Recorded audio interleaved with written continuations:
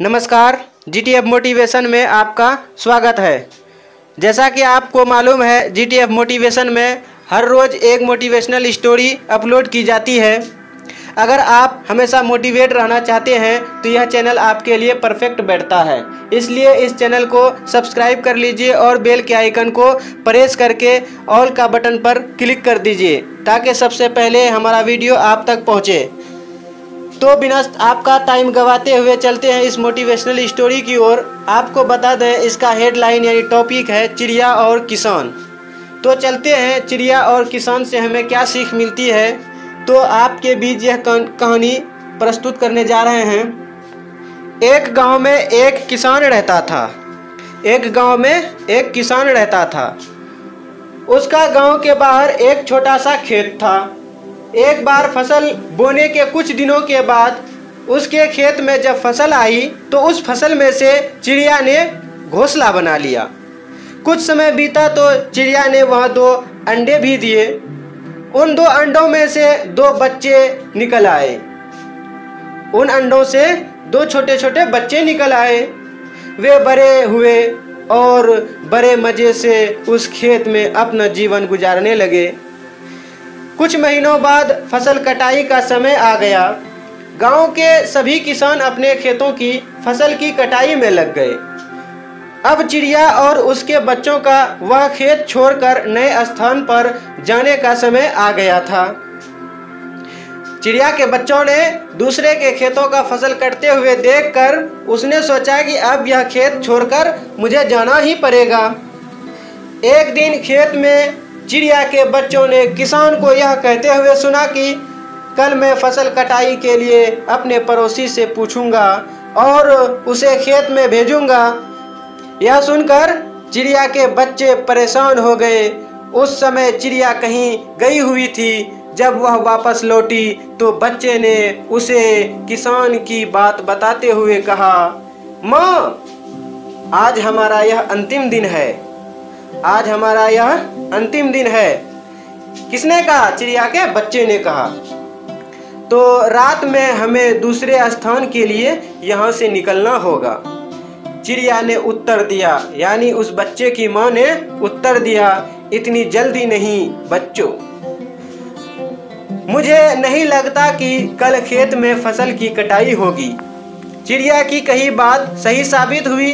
दूसरे दिन किसान का पड़ोसी खेत में नहीं आया और फसल की कटाई ना हो सकी।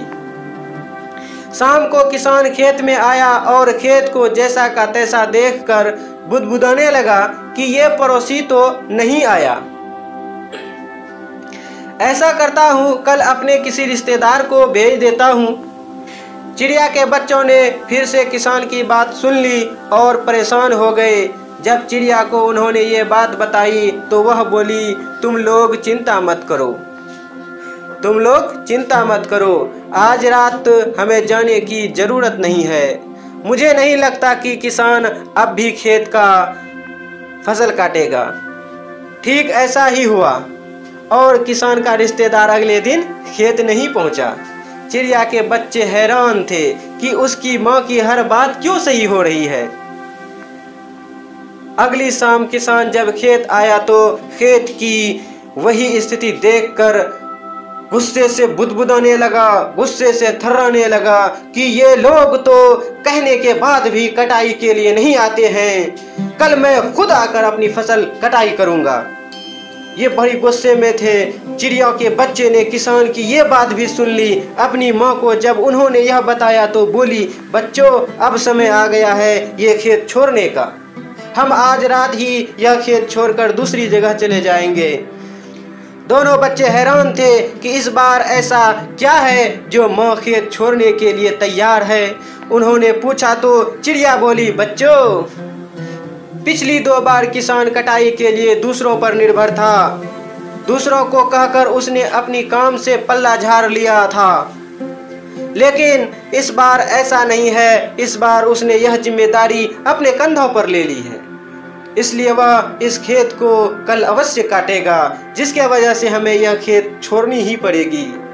उसी रात चिड़िया और उसके बच्चे उस खेत से उड़ गए और कहीं और चले गए।